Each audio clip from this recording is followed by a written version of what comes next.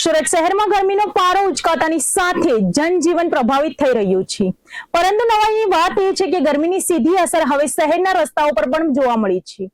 Lal Darwaja BRTS પાસે તાજેતરમાં બનેલો ડામરનો રોડ ગરમીને કારણે ઓગળવા લાગ્યો છે। માત્ર 2 મહિના પહેલા બનેલો રોડની આ હાલત જોતા પાલિકાની કામગીરી અને રોડની ગુણવત્તા સામે સવાલો ઉઠી રહ્યા છે। સુરતમાં સૂર્યનારાયણ અત્યારથી જ આકરા પાણીએ થયા છે અને તાપમાનમાં સતત વધારો નોંધાઈ રહ્યો છે। ગરમીની આ અસર સુરતના લાલ દરવાજા BRTS રૂટ પર સ્પષ્ટપણે જોવા મળી રહી છે, જ્યાં ડામર ઓગળવાની સ્થિતિ સર્જાઈ છે। માર્ગ પર ડામર ઓગળીને પ્રવાહી જેવો બની જતા વાહન ચાલકો ભારે મુશ્કેલીમાં મુકાયા છે। ગરમી એટલી પ્રચંડ છે કે રસ્તા પરથી પસાર થતા વાહનોના ટાયર આ ઓગળેલા ડામરમાં ચીપકી રહ્યા છે। વાહન ચલાવતી વખતે ટાયર અને જમીન વચ્ચે ચિકાસ થવાને કારણે અકસ્માતનો ભય પણ વધી રહ્યો છે। ટુ વ્હીલર ચાલકો માટે આ રસ્તા પર સંતુલન જાળવવું અત્યંત કપરું બની રહ્યું છે। ડામરના થર ઉખડીને વાહનોના ટાયર સાથે ચોંટી રહ્યા હોવાના દ્રશ્યો સામે આવી રહ્યા છે। આ સમગ્ર મામલે હવે સુરત મહાનગરપાલિકાના રોડ વિભાગ સામે રોષ જોવા મળી રહ્યો છે। સ્થાનિકોના જણાવ્યા અનુસાર આ રોડનું નિર્માણ માત્ર 2 મહિના પહેલા જ કરવામાં આવ્યું હતું, તો શું 2 જ મહિનામાં રસ્તો ઓગળવા લાગે તેવી હલકી ગુણવત્તાનું મટીરીયલ વાપરવામાં આવ્યું છે? સામાન્ય ગરમીમાં જો ડામરની આ હાલત હોય તો ભર ઉનાળે આ રસ્તો શું સ્થિતિમાં હશે તે એક મોટો સવાલ છે। જે રીતે ડામરનો રોડ પીગળી રહ્યો છે, કઈ રીતે તમે ભ્રષ્ટાચાર જુઓ છો? આ ભ્રષ્ટાચાર આ લોકો એમ કહે છે કે વેધરના કારણે, પણ હું નથી માનતો। હજી ઉનાળાની શરૂઆત છે। ઉનાળાની શરૂઆતની સાથે સાથે આ જે વેધરનો રોડ આ જે રોડ જે ડામર બન્યો છે એની હલકી ગુણવત્તા સાબિત થઈ છે। અહીંયા RCC રોડ હોવો જોઈએ। આપણે સુરતના મેયર સાહેબે અલગ અલગ એવોર્ડો આપ્યા, આ લગભગ એનો જ વોર્ડ છે। તો આની અંદર RCC રોડ હોવો જોઈએ। સુરત મહાનગરપાલિકાની ગંભીર બેદરકારી। આજે જો તમે અહીંયા જુઓ તો મારા પગ બી ચોટે છે અને જે ટાયરો છે એ બી ચોટે છે। તો ટાયર ચોટે એટલે એની જો લોકો જતા હોય તો સ્પીડ થવાની શક્યતા રહે, કોકનો જીવ પણ જવાની શક્યતા રહે। ચૂંટાયેલા પ્રતિનિધિઓ આવનારા સુરત મહાનગરપાલિકાનું ઇલેક્શન આવે છે તો ચૂંટાયેલા પ્રતિનિધિઓ સુરત મહાનગરપાલિકાના જે કાંઈ સત્તાધીશોએ છે આને જનતાએ જવાબ આપવો જોઈએ કે આ જે હલકી ગુણવત્તાનો જે રોડ બનાવવામાં આવ્યો છે એની પાછળ કેટલાનું ટેન્ડર થયું, કોને આ ટેન્ડર પાસ કર્યું, કયા લોકોએ આ રોડ બનાવ્યો, એની ઉપર જો હલકી ગુણવત્તા હોય તો આનો રિપોર્ટ થાય અને હલકી ગુણવત્તાનો જો રોડ બનાવ્યો હોય તો કોન્ટ્રાક્ટરનું લાયસન્સ પણ આમાં કેન્સલ કરવું પડે। એટલે સુરત મહાનગરપાલિકાના જે સત્તાધીશો છે એને આનો જવાબ આપવો। સુરતના અમરોલી વિસ્તારમાં આવેલા કોસાડ આવાસમાં ગતરોજ સવારે એક હૃદયદ્રાવક ઘટના સામે આવતા સમગ્ર પંથકમાં ચકચાર મચી ગઈ હતી। સુરત મહાનગરપાલિકાના સફાઈ કર્મચારીને સફાઈ દરમિયાન એક બંધ કોથળામાંથી 57 વર્ષીય મહિલાની લાશ મળી આવી હતી। મહિલાની હત્યા કરી લાશને કોથળામાં પેક કરીને અહીં ફેંકી દેવાઈ હોવાની આશંકા સેવાઈ રહી હતી। ઘટનાની ગંભીરતાને જોતા ડીસીપી સહિતનો ઉચ્ચ અધિકારીનો કાફલો ઘટના સ્થળે દોડી ગયો હતો।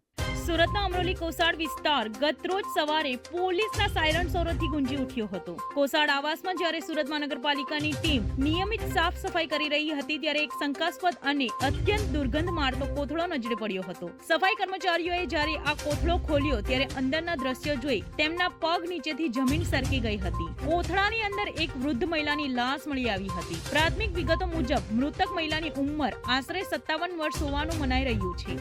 લાશ કોથળામાં બાંધીને નિર્દયતાપૂર્વક અહીં ફેંકી દેવામાં આવી હતી, જે સીધો સંકેત આપે છે કે મહિલાની હત્યા કરવામાં આવી છે। ઘટનાની જાણ થતાં જ અમરોલી પોલીસનો કાફલો ઘટના સ્થળે પહોંચી ગયો હતો અને સમગ્ર વિસ્તારને કોર્ડન કરી લીધો હતો। FSLની ટીમની પણ મદદ લેવામાં આવી રહી છે। સુરત પોલીસના ઉચ્ચ અધિકારીઓ અને ડીસીપી લખધીરસિંહ ઝાલા પણ સ્થળ પર પહોંચ્યા હતા અને તપાસનો ધમધમાટ તેજ કર્યો હતો। પોલીસ અત્યારે આસપાસના CCTV ફૂટેજ તપાસી રહી છે, જેથી જાણી શકાય કે આ કોથળો અહીં કોણ ફેંકી ગયું છે। મહિલાની ઓળખ વિધિ અને પોસ્ટમોર્ટમ રિપોર્ટ બાદ જ હત્યાનું કારણ સ્પષ્ટ થશે। આ ઘટનાએ કોસાડ આવાસના રહીશોમાં ભારે ફફડાટ ફેલાવી દીધો છે। અમરોલી પોલીસ સ્ટેશન વિસ્તારમાં આવેલ કોસાડ આવાસ ખાતે H2 થી કોથળામાં બાંધેલી હાલતમાં એક મહિલાની લાશ હોવાની હકીકત મ્યુનિસિપલ કોર્પોરેશનના કર્મચારીઓ દ્વારા પોલીસ સ્ટેશનને કરવામાં આવેલ। જે ઘટનાની જાણ થતાં અમરોલી પોલીસ સ્ટેશન તથા અન્ય પોલીસ અધિકારીઓ ઝોન 5 વિસ્તારના સહિત સુરત ક્રાઇમ બ્રાન્ચના અધિકારીઓ પણ ઘટના સ્થળે દોડી આવેલ અને સમગ્ર બાબતની પ્રાથમિક તપાસ કરતા આરોપીની શોધખોળ કરવા માટે પણ અલગ અલગ ટીમો હાલમાં કાર્યરત છે। મૃતકની ઓળખ કરવામાં આવેલ છે। મૃતક 57 વર્ષની મહિલા છે અને કોસાડ આવાસમાં જ A2 બ્લોકમાં રહેતી હોવાની હકીકત જણાયેલ છે।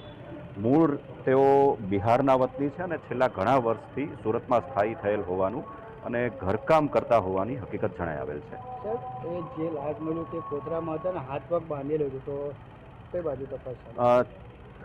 જે પરિસ્થિતિ જોતા પ્રાથમિક ધોરણે આ બાબત હત્યાની હોવાનું માની શકાય તેમ છે અને તે દિશામાં પોલીસની વિવિધ ટીમો કામગીરી કરી રહેલ છે.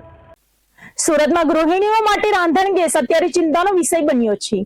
ગેસ કંપનીઓ દ્વારા ઓનલાઈન બુકિંગની સમય મર્યાદામાં કરાયેલા ફેરફાર અને સર્જાઈ રહેલી ટેકનિકલ સમસ્યાને કારણે રસોડાના બજેટ અને વ્યવસ્થા ખોરવાઈ ગયા છે. પૂર્વ જાણકારી વગર લેવાયેલા આ નિર્ણયથી સામાન્ય પરિવારો મુશ્કેલીમાં મુકાયા છે. જો વહેલી તકે ગેસ સિલિન્ડર નહીં મળે તો રસોઈ બનાવવા માટે ચૂલા સળગાવવા પડશે તેવી ચીમકી ગૃહિણીઓએ ઉચ્ચારી છે. સુરતના રસોડામાં અત્યારે રાંધણ ગેસના બાટલાને લઈને ભારે કકળાટ જોવા મળી રહ્યો છે. ગેસ કંપનીઓ દ્વારા ઓનલાઈન બુકિંગ સિસ્ટમમાં કરાયેલા બદલાવને કારણે હજારો ગૃહિણીઓ પરેશાન છે. ઓનલાઈન બુકિંગ કરવા છતાં સિલિન્ડર બુક થતા નથી અને બીજી તરફ એજન્સીઓ પાસે પણ કોઈ સંતોષકારક જવાબ નથી. સંયુક્ત પરિવારમાં રહેતી ગૃહિણીઓ માટે આ સ્થિતિ દૂધપાકમાં ધૂળ જેવી સાબિત થઈ રહી છે. સ્થાનિક ગૃહિણી ભાવિકાબેનના જણાવ્યા મુજબ તેમના ઘરમાં 8 થી 10 સભ્યો છે અને એક બાટલો માંડ 20 થી 25 દિવસ ચાલે છે. અગાઉથી કોઈ સૂચના આપ્યા વિના બુકિંગમાં આવતી સમસ્યાને કારણે હવે તેમના ઘરમાં માત્ર 3 દિવસ ચાલે તેટલો જ ગેસ બાકી છે. જો સમયસર બાટલો નહીં મળે તો બાળકોને જમાડવાની પણ સમસ્યા ઊભી થશે. ગૃહિણીઓની માંગ છે કે સરકાર જે પણ નિર્ણય લે તેની જાણકારી જનતાને અગાઉથી આપે જેથી વૈકલ્પિક વ્યવસ્થા કરી શકાય. બીજી તરફ પાર્વતીબેન જેવી ગૃહિણીઓએ પણ આક્રોશ વ્યક્ત કરતા જણાવ્યું કે ગેસ નહીં મળે તો કેરોસીન પણ ઉપલબ્ધ નથી. આવી સ્થિતિમાં ફરી એકવાર જૂના જમાનાની જેમ ચૂલા સળગાવવાની નોબત આવશે. તેમણે ચીમકી ઉચ્ચારી છે કે જો ગેસની અછત દૂર નહીં થાય તો તેઓ શેરીમાં ચૂલા સળગાવશે અને તેનાથી થતા પ્રદૂષણની તમામ જવાબદારી સરકારની રહેશે. ગેસ એજન્સીઓના ધક્કા ખાઈને કંટાળેલી ગૃહિણીઓ હવે રસ્તા પર ઉતરવા મજબૂર બની રહી છે. મારું નામ પાર્વતીબેન છે. હું વરાછા વિસ્તારમાં રહું છું. અત્યારે ગેસ સિલિન્ડર લખાવી છે, 3 દિવસ લખાવી તો લખતા નથી, 2 દિવસમાં ખૂટશે તો અમે શું કરશું? સરકારને પેલા તો અમને જણાવવું પડે ને કે ભાઈ અમારે બાટલા બંધ કરવાના છે, તો 8 જણા હોય ઘરમાં શું ખવડાવવું બધાને? નહીં બાટલો નહીં આપે તો અમે બહાર સુલા કરશું. પ્રદૂષણ નીકળશે સરકાર માંથી, અમારે કઈ લેવા દેવા નહીં. બરોબર? નાના નાના પડદા, નાવું ધોવું ખાવું પીવું બધું ગેસના બાટલા ઉપર જ હોય. અમારે શું કરવું? મારું નામ ભાવિકાબેન છે. હું વરાછા વિસ્તારમાં રહું છું. અત્યારે 2-3 દિવસથી સમસ્યા ઊભી થઈ છે ગેસ સિલિન્ડરની. તો ગેસ બુકિંગ થતા નથી, ફોન કરીએ છીએ તો અનરીચેબલ બતાવે છે. જો કે પહેલા એવું હતું કે અમે ગેસ સિલિન્ડર બુક કરતા એટલે બીજે ત્રીજે દિવસે આવી જતો. ઘરમાં અમે 8 સભ્ય છીએ, 20 દિવસ અમારો બાટલો ચાલે છે. હવે અત્યારે બાટલો જવાની તૈયારી ઉપર છે, તો હવે કરવાનું શું છે? કારણ કે પહેલા તો ચાલો કે ગેસ સિલિન્ડર નહીં હતા તો આપણે કેરોસીન કે આપણે ચૂલા જલાવતા, તો એક બીજો ઉપચાર હતો આપણી પાસે. અત્યારે તો ગેસ ઉપર આ બધી યુવા પેઢી આવી ગઈ છે. તો હવે ગેસના સિલિન્ડર બુક નથી થતા તો એના માટે અમારે કરવું શું? આ છોકરાઓને ખવડાવવું પીવડાવવું શું? ખાલી ગેસ એજન્સી વાળાને એટલું નિવેદન છે કે કઈ મેસેજ નથી આપ્યો, કઈ અમને વાતની કઈ ખબર નથી અને ડાયરેક્ટલી બુકિંગ કરવાનું બંધ કરી દીધું છે. તો હવે અમારે કરવાનું શું છે? ખાલી અમે સરકારને એટલું જ નિવેદન કરીએ છીએ કે પણ જે પણ તમે પગલા લ્યો એ લોકોને જણાવો. જનતાને ખબર હોવી જોઈએ કે આને આગળ આપણે આ વસ્તુ થવાની છે, તો એ બી એના વ્યવસ્થામાં રહે. પણ હવે કરવાનું શું છે? અમારે તો એટલો ટેન્શનમાં આવી ગયા છે કે હવે ગેસ સિલિન્ડર બુક નથી થતો અને ગેસ સિલિન્ડર પૂરું થવા આવ્યું છે. છોકરાઓ છે, જો એમાં ગરમ પાણી બી એમાં થાય છે, બધું જ વસ્તુ એમાં થાય છે, તો હવે અમે કરશું શું? બસ ટેન્શનની વાત એ છે. બસ સરકારને મારું એટલું જ નિવેદન છે કે જે પણ પગલા લેવાના હોય ને એ અગાઉ જનતાને જાણ કરો, બીજું કંઈ જ નથી. સુરતના પાંડેસરા જેડીસી વિસ્તારમાં ફિલ્મી ઢબે થયેલા એક વેપારીના અપહરણનો ભેદ પોલીસે ગણતરીના કલાકોમાં ઉકેલી કાઢ્યો છે. વેપારી પ્રશાંત સરવૈયાનું 5 અજાણ્યા ઈસમોએ કારમાં અપહરણ કરતા પોલીસ તંત્ર દોડતું થયું હતું. સુરત અને તાપી પોલીસના સંયુક્ત ઓપરેશનમાં વ્યારા ટોલ નાકા પાસેથી આરોપીઓને દબોચી લેવામાં આવ્યા હતા અને વેપારીને સહી સલામત છોડાવવામાં આવ્યા હતા. સુરતના વ્યસ્ત ગણાતા પાંડેસરા જેડીસી વિસ્તારમાંથી ગતરોજ એક સનસનાટીભર્યા અપહરણના સમાચાર સામે આવ્યા હતા. વેપારી પ્રશાંત સરવૈયાનું 5 અજાણ્યા શખ્સોએ સફેદ કલરની વેરિટો કારમાં અપહરણ કરી નાસી છૂટ્યા હતા. ઘટનાની ગંભીરતાને જોઈને પાંડેસરા પોલીસ તરત જ એક્શનમાં આવી ગઈ હતી અને નાકાબંધીના આદેશ આપીને ટેકનિકલ સર્વેલન્સની મદદ લીધી હતી. અપહરણકારો તાપી જિલ્લા તરફ ભાગી રહ્યા હોવાની સચોટ બાતમી મળતા પાંડેસરા પોલીસ અને તાપી વ્યારા એલસીબીએ સંયુક્ત રીતે જાળ બિછાવી હતી. વ્યારા ટોલ નાકા પાસે વ્યૂહાત્મક રીતે વોચ ગોઠવીને પોલીસ પોલીસે શંકાસ્પદ કારને આંતરી હતી. પોલીસની આ ત્વરિત કાર્યવાહીને કારણે આરોપીઓ ભાગવામાં નિષ્ફળ રહ્યા હતા અને વેપારી પ્રશાંત સરવૈયાને તેમની ચુંગલમાંથી હેમખેમ છોડાવી લેવામાં આવ્યા હતા. આ ગુનામાં પોલીસે સોયબ અખ્તર મોમીન, વસીમ અહેમદ શેખ, અશફાક અહેમદ અંસારી, મોહમ્મદ ઇબ્રાહિમ અંસારી અને અબ્દુલ મોખ્તલિફ અંસારીની ધરપકડ કરી છે. પોલીસની પ્રાથમિક પૂછપરછમાં ખુલાસો થયો છે કે ધંધાકીય પૈસાની લેવડ-દેવડના વિવાદને કારણે આ અપહરણના ગુનાને અંજામ આપવામાં આવ્યો હતો. પોલીસે ગુનામાં વપરાયેલ કાર અને 5 મોબાઈલ ફોન જપ્ત કરી વધુ તપાસ હાથ ધરી છે. ઇઝરાયલ અને ઈરાન વચ્ચે વકરી રહેલા યુદ્ધના તણાવની સીધી અસર હવે હીરાનગરી સુરતના રસોડા સુધી પહોંચી છે. સુરતમાં રાંધણ ગેસના સિલિન્ડર મેળવવા માટે હાલાકી ભરી સ્થિતિ સર્જાઈ છે. ઓનલાઈન બુકિંગ સિસ્ટમ ઠપ થતા ગૃહિણીઓ અને કોમર્શિયલ ગેસના ગ્રાહકો હવે સીધા એજન્સીની ઓફિસ પર ઉમટી પડ્યા છે. લિંબાયત વિસ્તારમાં તો વહેલી સવારથી જ ગેસ એજન્સી બહાર લાંબી કતારો જોવા મળી રહી છે.